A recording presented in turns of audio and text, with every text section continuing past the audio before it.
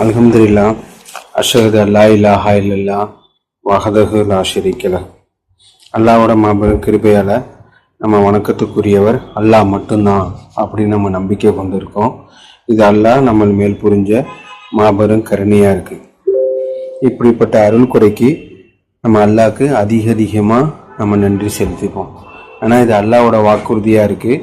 நீங்கள் எவ்வளோக்கு எவ்வளோ நன்றி செலுத்துகிறாங்களோ நான் அவ்வளோக்கு அவ்வளோ தருவேன் அப்படின்னு அல்லாஹ் நம்மளுக்கு வாக்குறுதி கொடுத்துருக்காங்க.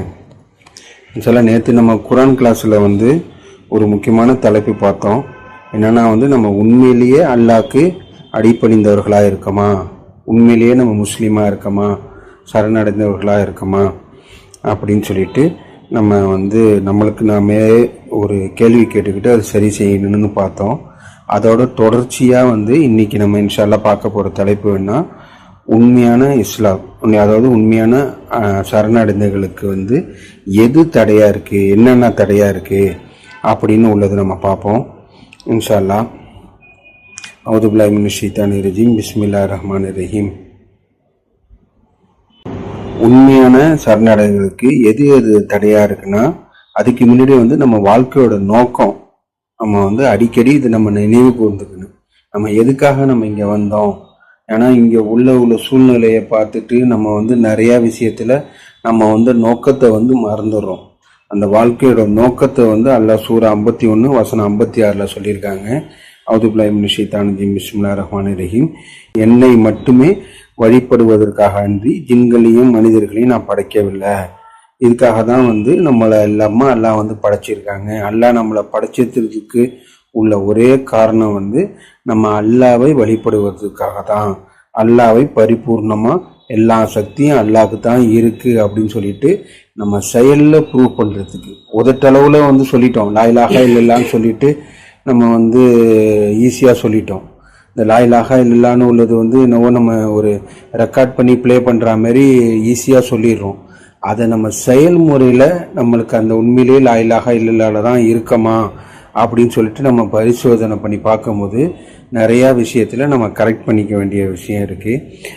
அப்படிப்பட்ட லா இலாஹா இல்லல்லா அல்லாவை வணங்குறதுக்கு, அல்லாவை அடிபணிகிறதுக்கு உள்ளதில் சில தடைகள் இருக்குது.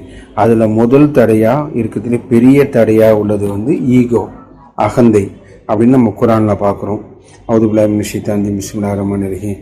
ஆனால் சைத்தான் அல்லாவை முழுசாக அறிஞ்சிருந்தோம். ஆனால் அவன் வச்சிருக்கிற அகந்தையால் அதை மறுத்தான். அல்லாஹ் போட்ட கட்டளையை மறுத்தான். அவன் அல்லாஹ் போட்ட கட்டளைக்கு அவன் மறுத்ததுக்கு காரணம் ஒரே இது அகந்தை அப்படின்னு உள்ளதை பார்க்குறோம். ஆனால் அப்புறம் அகந்தை நம்மக்கிட்ட இருந்துச்சுன்னா உண்மையை ஏற்றுக்கொள்ள விடாது நம்மளை. இதெல்லாம் தெய்வீக தடை. இந்த தடையெல்லாம் நம்ம அறிவாலேயோ நம்ம பெரிய டெக்னாலஜியாலேயோ இல்லை நம்ம ஒரு ஸ்ட்ராட்டஜி கிரியேட் பண்ணியோ நம்ம இந்த தடையெல்லாம் உடைக்க முடியாது. சரணடைதல், அடிபணிதல் மூலியமாக தான் இப்படிப்பட்ட தடையை உடைக்க முடியும். ஏன்னா நம்ம அகந்தை நம்மக்கிட்ட இருந்துச்சுன்னா ஒரு உண்மையை ஏற்றுக்கொள்ள முடியாது. இதுக்குள்ள வசனம்லாம் நம்ம இன்ஷா அல்லாஹ் பார்ப்போம். அதுக்கப்புறம் ஒரு தப்புன்னு நம்மளுக்கு தெரிஞ்சால் கூட அதை நம்ம திருத்திக்க விடாது. அப்படிப்பட்டதாக அகந்தையாக இருக்குது. அறிவுரை சொல்லும் போது அதை மறுக்க தோணும். அதுக்கப்புறம் தன்னைத்தானே எப்போதும் நான் தான் சரி அப்படின்னு நினைக்க தோணும். அதுக்கப்புறம் மற்றவர்களை இழிவாக பார்க்க தோணும். இந்த மாதிரி உள்ளதெல்லாம் அகந்தையாக இருக்குது. இதெல்லாம் டைரக்டாவோ இன்டைரக்டாவோ நம்மளுக்குள்ள ஒவ்வொருத்தவங்களுக்குள்ளேயும் இருக்குது. அது இடையில நம்ம இப்போ இன்னைக்கு நம்ம ஒரு கண்ட்ரோல் பண்ணிவிட்டோம்னா நாளைக்கு மறுபடியும் அந்த அகந்தை மறுபடியும் எந்திரிக்கும். நம்ம அகந்தை நம்ம எப்பப்பெல்லாம் நம்மளுக்கு தூண்டுதோ அப்போல்லாம் நம்ம அல்லாஹ்க்கு அடிபணிஞ்சு அப்படிப்பட்ட அகந்தையை உடைக்கினேன் அப்படின்னு உள்ளதை பார்க்குறோம். ஏன்னா எப்பப்பெல்லாம் அகந்தையை பெருசாக வளருதோ அப்போதைக்கு நம்ம ஆட்டோமேட்டிக்காக சப்மிஷனை நம்மளுக்கு குறைஞ்சி போயிடுது. இது அல்லாஹ் குரானில் எப்படி சொல்லியிருக்காங்கன்னா இந்த அகந்தை கொள்றவங்க ஒரு இருட்டிலேயே இருப்பாங்க அந்த மாதிரி உள்ளது இருக்குது. அந்த வசனத்தை நம்ம படிப்போம். அவுது பில்லாஹி மினஷ் ஷைத்தானிர் ரஜீம். பிஸ்மில்லாஹிர் ரஹ்மானிர் ரஹீம்.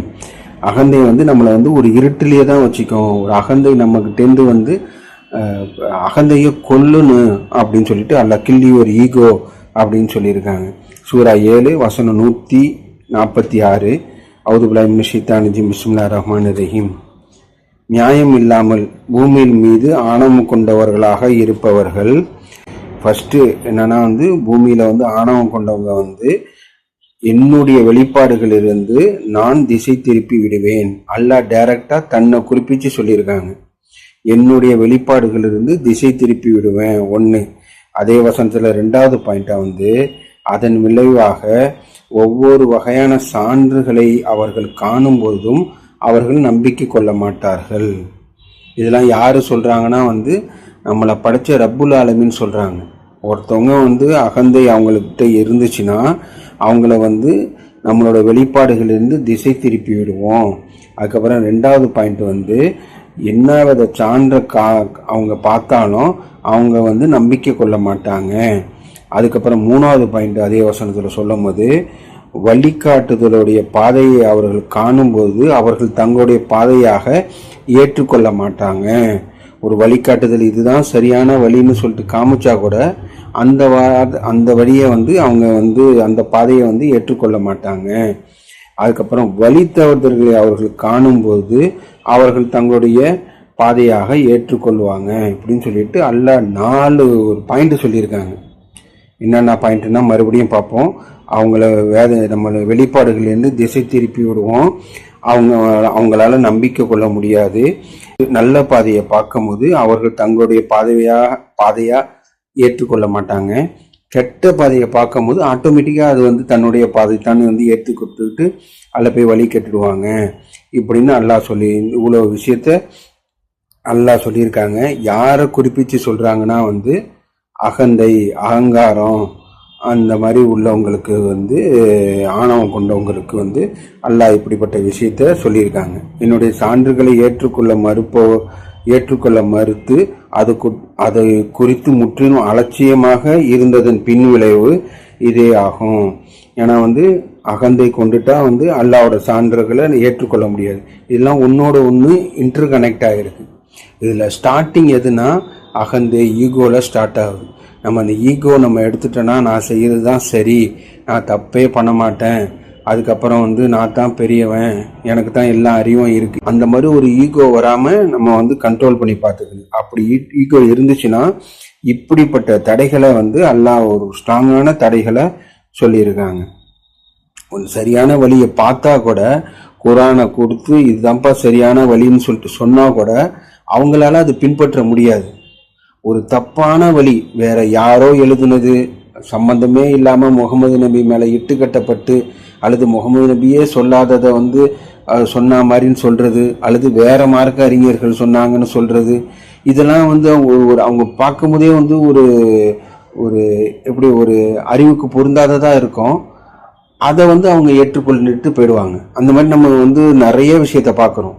நம்ம உலக ரீதியில் அவங்க நிறைய நாலேஜ், நிறைய குவாலிஃபிகேஷனு, எஜுகேஷனு, எக்ஸ்பீரியன்ஸில் ஒரு பெரிய ஆளாக இருந்தாலும் ஒரு சின்ன சின்ன மூட நம்பிக்கையில் அவங்க மூழ்கி போய் அவங்க ஒரு தப்பான வழியில் போகிறாங்க.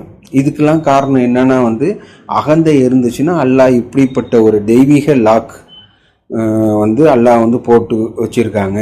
ஒரு ஆள்கிட்ட அகந்தை இருந்துச்சுன்னா அவங்களால வசனத்தை புரிஞ்சிக்க முடியாது, அவங்க சரியான பாதையை பின்பற்ற முடியாது. கெட்ட பாதையை பார்க்கும்போது இதுதான் தன்னோட பாதைன்னு சொல்லிட்டு அவங்க பின்பற்றிடுவாங்க அப்படின்னு உள்ளதை நம்ம பார்க்குறோம். அதுக்கப்புறம் சூரா 45 வசனம் 23 தன்னுடைய அகந்திய தெய்வமாக கொண்டவர்களை நீ கவனித்தீரா அப்படின்னு சொல்லிட்டு கடவுள் அவனை வழிகேட்டில் அனுப்பி அவனுடைய செவிப்புலன்களையும் அவனுடைய மனங்களிலும் முத்திரையிட்டு விடுகின்றார். மேலும் அவர்கள் கண்கள் மீது திரை அமைத்து விடுகின்றார். இத்தகைய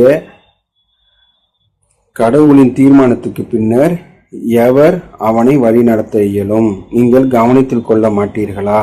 இந்த வசனத்துல முடிக்கும் போதே அல்லாஹ் சில இன்ஃபர்மேஷனை சொல்லிட்டு நீங்க சிந்திக்க மாட்டாங்களா, கவனத்தில் கொள்ள மாட்டாங்களா அப்படின்னு சொல்லிட்டு நம்மள்கிட்ட கேட்டிருக்காங்க.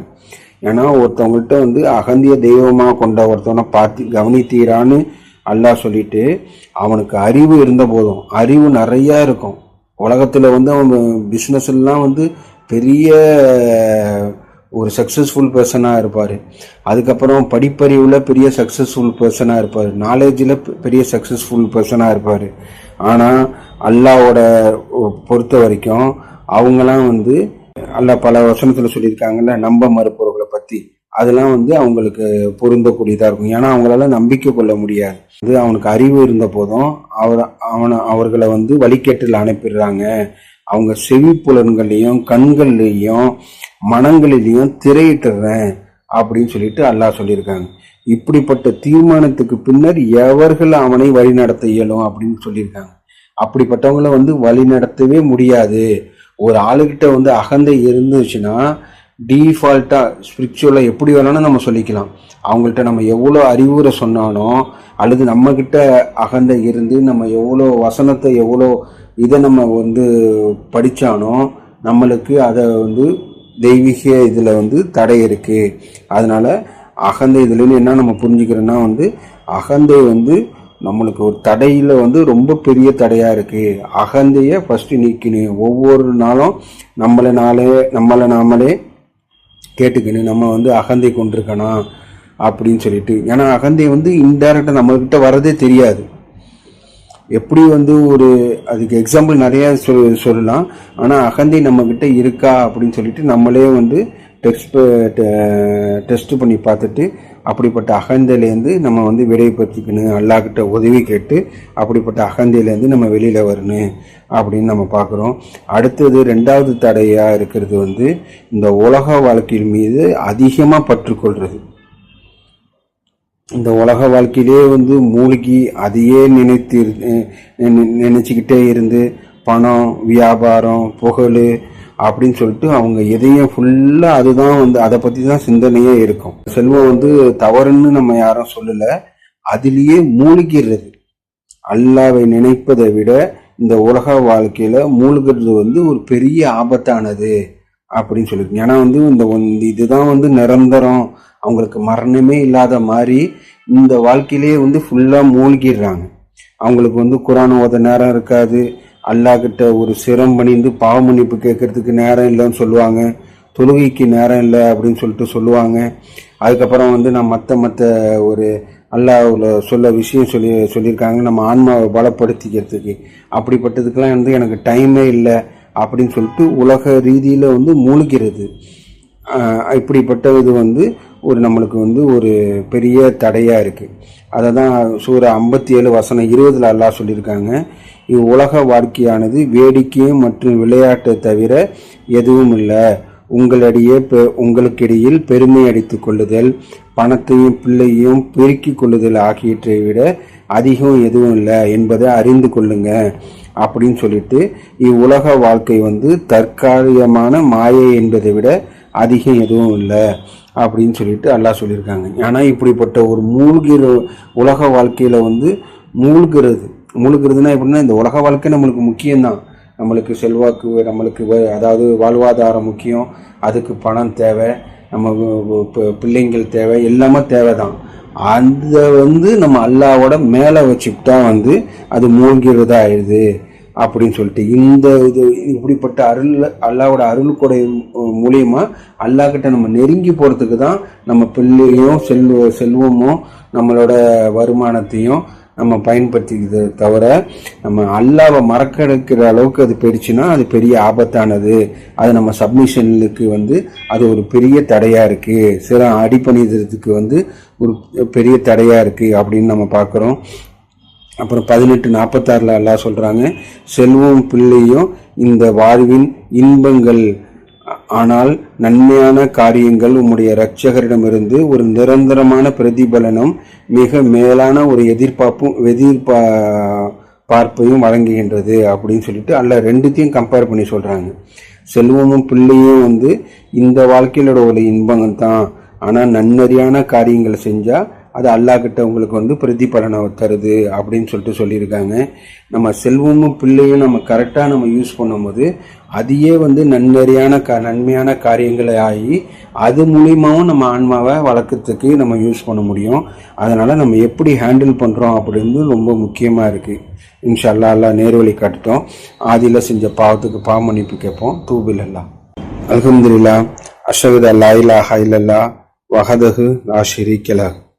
நம்ம இப்போ என்ன இதை பற்றி சப்ஜெக்டை பார்த்துக்கிட்டு வரோம்னா, நம்ம அல்லாஹ்க்கு அடிபணிறதுல இருந்து நம்ம தடையா இருக்கிறது என்னென்னு பார்த்துட்டு வரோம். அதில் ஃபர்ஸ்ட் இது வந்து அகந்தையை பற்றி பார்த்தோம். அடுத்தது இந்த உலக வாழ்க்கையில் மூழ்கிடக்கூடாது அப்படின்னு உள்ளது பார்த்தோம். அடுத்தது வந்து சமுதாயத்தை அட்ஜஸ்ட் பண்ணி போகிறது.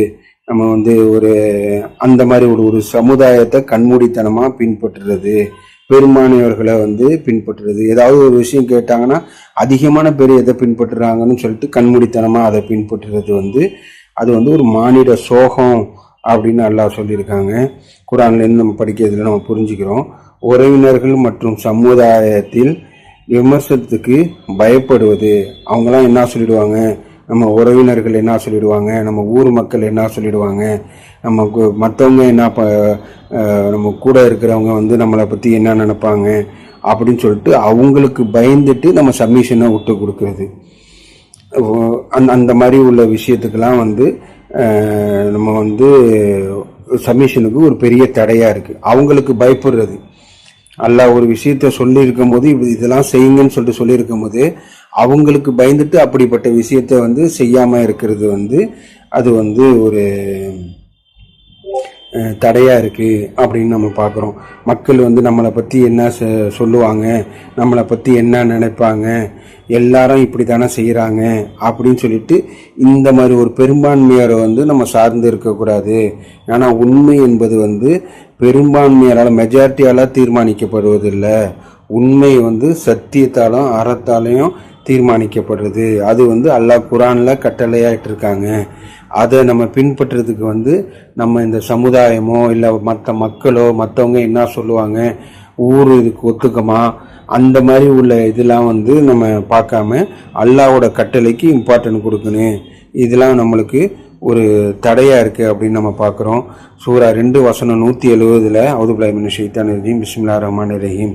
அல்லாஹ் இதிலே வெளிப்படுத்துவற்றை பின்பற்றுங்கள் என அவர்களிடம் கூறப்பட்டால் அவர்கள் கூறுகின்றனர், எங்களுடைய பெற்றோர்கள் செய்ததாக நாங்கள் கண்டவற்றை மட்டுமே பின்பற்றுகின்றோம். அவருடைய பெற்றோர்கள் புரிந்து கொள்ளாதவர்களும் வழிகாட்டப்படாதவர்களும் இருந்தாலுமா?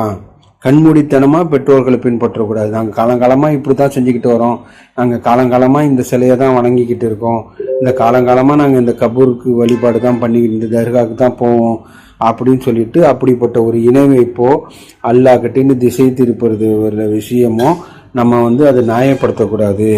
எதுவாக இருந்தாலும் குர்ஆனோட ஒப்பிட்டு வெரிஃபை பண்ணி பார்த்துட்டு அந்த சத்தியத்தை தான் நம்ம பின்பற்றணும் அப்படின்னு அல்லாஹ் நம்மளுக்கு கட்டளையிட்டிருக்காங்க. சூரா 6:116 சொல்லும் போது, பூமியில் வந்து பெரும்பாலான மக்களை நீ வந்து கீழ்ப்படிந்தா அவர்கள் உம்மை கடவுளின் வெளிப்பாடுகளிலிருந்து திசை திருப்பி விடுவார்கள். அல்லாவோட பாதையிலிருந்து நம்மளை வந்து திசை திருப்பிடுவாங்க. ஏன்னா வந்து அவங்க யூகத்தை மட்டும்தான் பின்பற்றுறாங்க, அனுமானிக்க மட்டும்தான் செய்கிறாங்க அப்படின்னு சொல்லிட்டு அல்லாஹ் சூரா 6:116 கிளியராக சொல்லியிருக்காங்க. பெரும்பான்மையர் வந்து கண்மூடித்தனமாக பின்பற்றக்கூடாது அப்படின்னு. அடுத்தது 4வது பாயிண்டாக வந்து ஆசைகள். ஏன்னா வந்து நிறைய வாட்டி வந்து நம்மளோட ஆசைகள் வந்து அது ஒரு தெய்வமாக மாறிடுது. நம்ம எதில் நம்ம அதிகமாக மூழ்கி இருக்கோமோ அதுதான் நம்மளோட நம்ம மைண்டை நம்ம மைண்டை அதிகமான நேரம் ஆக்குப்பை ஆகிட்டு இருக்கோ அதுதான் வந்து நம்மளுடைய கடவுள் அப்படின்னு சொல்லிட்டு நம்ம பார்த்துருக்கோம். இது மீனிங், டீப் மீனிங் என்னன்னா, அல்லாவை தான் நம்பிக்கையாளர்கள், உண்மையான நம்பிக்கையாளர்கள், உண்மையான முஸ்லீம்கள் வந்து அல்லாவை தான் அதிகமாக நினச்சிக்கிட்டு இருப்பாங்க அப்படின்னு உள்ளது தான் பொருள். அப்படிப்பட்ட இதை வந்து அதிகமான நேரம் நம்ம பிரெயினை ஆக்குப்பை பண்ணிக்கிறது.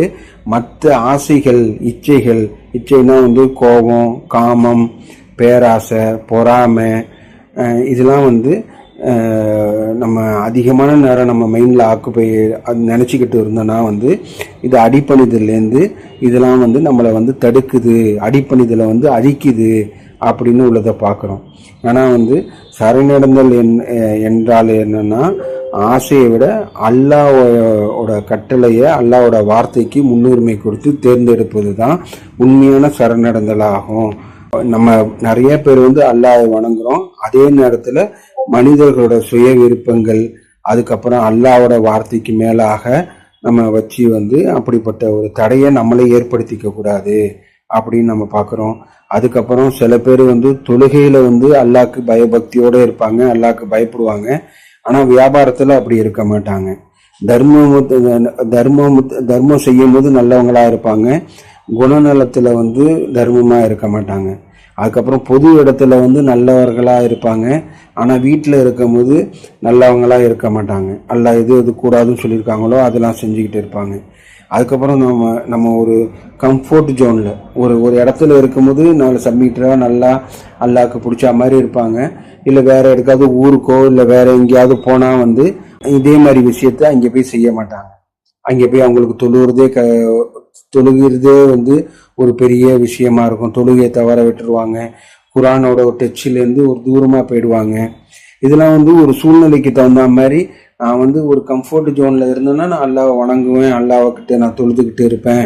நான் வந்து இந்த இதுக்கு போயிட்டேன்னா நம்ம வந்து நான் வந்து அதில் என்னோட இதில் குறைஞ்சிரும் அப்படின்னு சொல்லிட்டு நம்ம இதில் நிறைய பேர் இருக்கும். அப்படி இல்லாமல் எல்லா நேரத்துலையும் அல்லாவை சார்ந்து இருக்குன்னு அல்லாஹ் சொல்கிறாங்களே, கஷ்ட நேரத்தில் வந்து என்ன நினைப்பாங்க, கடலில் தத்தளிச்சுக்கிட்டு இருக்கும்போது என்ன நினைப்பாங்க, அவங்கள காப்பாற்றி கரைக்கு விட்டோன்னே அவங்க வந்து எனக்கு என்னை மறந்துடுவாங்க அப்படின்னுங்கிற மாதிரி நம்ம சில இடத்துல அல்லாவோட இது உதவி நம்மளுக்கு தேவைப்படுற வரைக்கும் மட்டும் அல்லாவை வணங்கிக்கிட்டு மற்ற நேரத்தில் வந்து உலக விஷயத்திலேயோ இல்லை நம்மளோட ஆசையிலேயோ மூழ்கிட்டு அல்லாவை மறக்கிறது வந்து உண்மையான சரணடைதல் இல்லை. அப்படிங்கன்னா இது உண்மையான அடிப்பணிந்தோர், சரணடைந்தோர், உண்மையான முஸ்லிம்களோட தன்மை இது இல்லை. அவங்க எல்லா நேரத்துலையும் அல்லாவோட பயபக்தியோட அல்லாவை சார்ந்து அல்லாவோட டச்சிலே இருப்பாங்க அப்படின்னு நம்ம பார்க்குறோம். அதுக்கப்புறம் அல்லாஹ் நம்பிக்கையாளர்களோட தன்மையை பற்றி சொல்லும் போது அவங்க தனிமையிலேயே இருக்கும்போதும் மிக்க அருளாளருக்கு பக்தியோடு இருப்பாங்க அப்படின்னு சொல்லியிருக்காங்க. ஆனால் ஒரு பப்ளிக்காக இருக்கும்போது அல்லாஹ்க்கு பயந்தா மாரி வந்து நம்ம எல்லா விஷயமும் பண்ணிட்டு நம்ம தனிமையில் இருக்கும் போது அல்லாவை மறந்துட்டு அல்லாஹ்க்கு கூடாதுன்னு சொல்லிருந்த விஷயத்தை செய்யும் போது அப்போ வந்து அது வந்து ஜஸ்ட் ஒரு உதட்டளவில் உள்ள சப்மிஷனாக ஆயிடுது. நம்ம முன்னாடி சொன்ன மாதிரி உதட்டளவில் உள்ள லாயிலாக இல்லைல்லான்னு சொல்கிற மாதிரி ஆயிடுது. நம்ம சப்மிஷனில் இருக்குன்னா நம்ம பப்ளிக்காக இருந்தாலும் சரி, இல்லை தனிமையில் நம்ம இப்போ ப்ரைவேட்டாக இருந்தாலும் சரி, அதுக்கப்புறம் நம்ம ஒரு கஷ்டத்தில் இருந்தாலும் சரி, இல்லை நல்ல ஒரு வசதியில் இருந்தாலும் சரி, ஆரோக்கியமாக இருந்தாலும் சரி, உடம்பு சரியில்லாமல் இருந்தாலும் சரி, பணக்காரர்களாக இருந்தாலும் சரி, ஏழையாக இருந்தாலும் சரி, நம்ம ஊரில் இருந்தாலும் சரி, இல்லை வெளியூரில் இருந்தாலும் சரி, எல்லா நேரத்துலையும் அல்லாவோட கட்டளையை பின்பற்றுவாங்க. இந்த இதெல்லாம் நம்ம வந்து வீக்காக இருந்தோன்னா அதை நம்ம கரெக்ட் பண்ணிக்க வேண்டியதுக்காக தான் இப்படிப்பட்ட நம்ம நினைவூட்டலை நம்ம பார்க்குறோம். ஏன்னா உண்மையான நம்பிக்கையாளர்கள் வந்து வாழ்க்கையில் எல்லா பகுதியிலையும், எல்லா காலத்திலையும், எல்லா இடங்களிலையும், எல்லா சூழ்நிலைகளையும் அல்லாஹ்க்கு பயந்தவர்களாக இருக்குன்னு. நான் வந்து இந்த இடத்துல தான் நான் வந்து சப்மிட்டராக இருப்பேன், இந்த இடத்துல தான் நான் முஸ்லீமாக இருப்பேன், மற்ற இடத்துலலாம் வந்து நான் இந்த முஸ்லீம்களோட தன்மை என்கிட்ட இருக்காதுன்னு சொன்னால் அது வந்து ஒரு போலியான இதாகிடுது. ஒன்று டீப்பாக சொல்ல போனால் அது வந்து ஒரு நயவஞ்சகத்தன்மை ஆகிடுது. நான் இந்த குரூப்பில் இருக்கும்போது நான் இப்படி இருப்பேன், நான் அந்த குரூப்பில் போயிட்டேன்னா நான் வந்து அப்படி ஆகிடுவோன்னு சொல்கிறது வந்து அது நம்மளே தெரியாமல் நம்மளுக்குள்ளேயே நயவஞ்சகத்தன்மை இருக்குது. அப்படிப்பட்டவங்கள வந்து அல்லாஹ் பல வசனங்களில் வந்து ஒரு பேட் எக்ஸாம்பிளாக சொல்லியிருக்காங்க. அதுலேருந்து நம்ம வந்து கரெக்ட் பண்ணிக்கணும். இதெல்லாம் வந்து நம்ம சப்மிஷனுக்கு உள்ள தடையாக இருக்குது அப்படின்னு நம்ம பார்க்குறோம். அடுத்தது இன்னொரு முக்கியமான ஒரு தடையாக வந்து குரானை வந்து பலகீனமாக நம்ம தொடர்பு கொள்வது.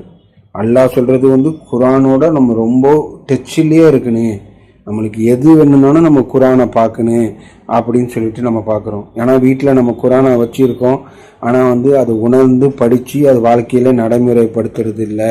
நமக்கு ஏன்னா குரான்னா என்னன்னா வந்து ஜஸ்ட்டு ஓதுறதை கேட்குறது அல்லது நம்மளுக்கு சும்மா ஓதிட்டு போகிறதுக்காக மட்டும் குரான் எல்லாம் நம்மளுக்கு கொடுக்கல. சரணடைதல்னு உள்ளது வந்து குரானை படித்து பின்பற்றுறது.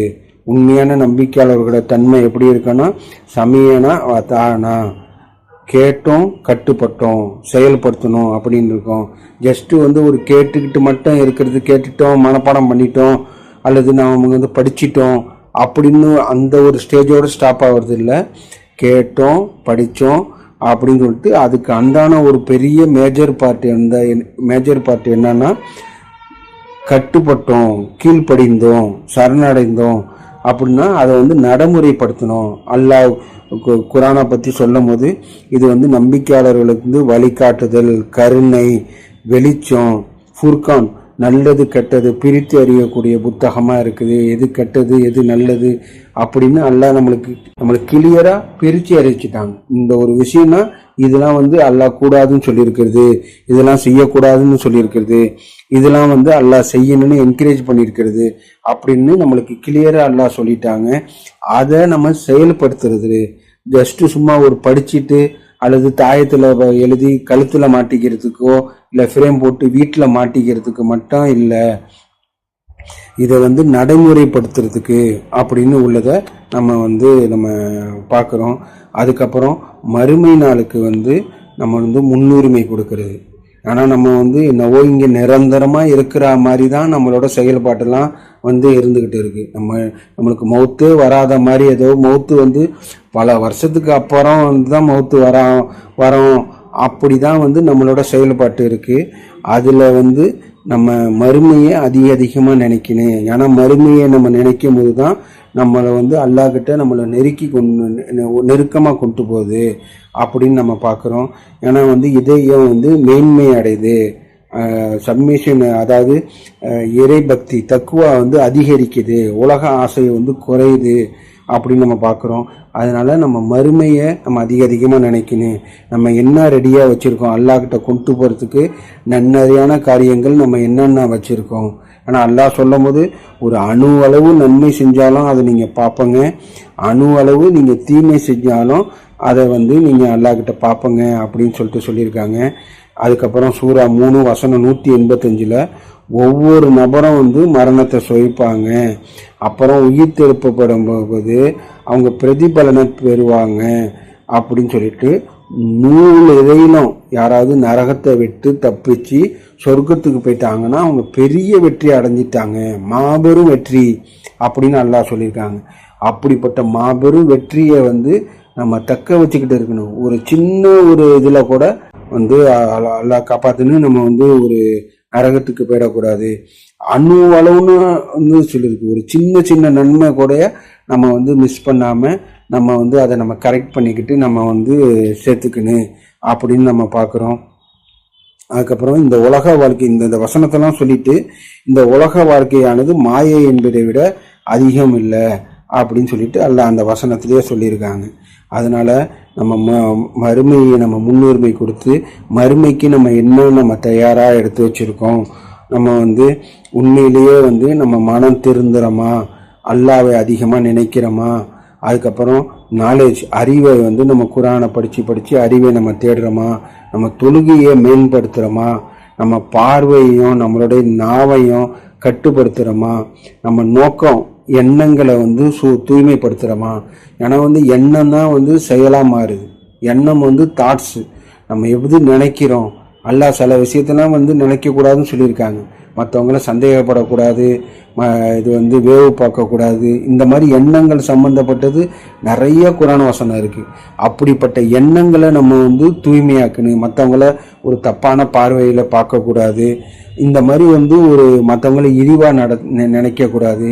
நம்ம ஈகோவில் நம்ம பார்த்தோம்ல, மற்றவங்கள விட நான் தான் வந்து பெரியவன், நான் வந்து குவாலிஃபிகேஷன்லேயோ இல்லை பணத்துலேயோ இல்லை வந்து மற்றதுலேயே வந்து நான் தான் பெரியவன்னு சொல்லிட்டு அந்த வந்து ஒரு ஈகோ, ஒரு அகந்தை கொண்டுட்டோன்னா வந்து இதெல்லாம் நம்மளுக்கு ஒரு தடையாக இருக்குது அப்படின்னு பார்க்குறோம்ல.